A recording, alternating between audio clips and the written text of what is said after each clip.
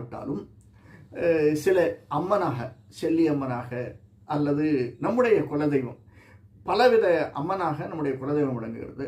அதற்கு ஏற்றா போல அம்பாளாகவும் நாம் வழிபடுவதும் உண்டு, காயத்ரி தேவியை. இது பொதுவாக இந்த ஹஸ்த நட்சத்திரக்காரர்களுக்கு சொல்லக்கூடியது ஒன்று.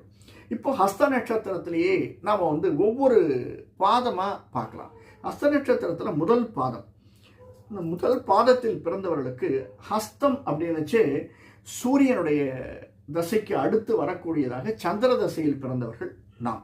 சந்திர தசை செல்லு போக இருப்புன்னு சொல்லலாம். 10 வருஷத்தில் கிட்டத்தட்ட நமக்கு ஒரு 5 வருஷம் இருக்கலாம், அப்ராக்சிமேட்டாக 2 வருஷமும் இருக்கலாம், 8 வருஷமும் இருக்கலாம், அப்ராக்சிமேட்டாக 50% எடுத்துக்கலாமே.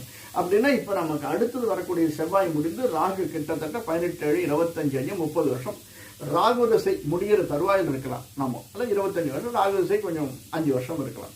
ஸோ ராகு குரு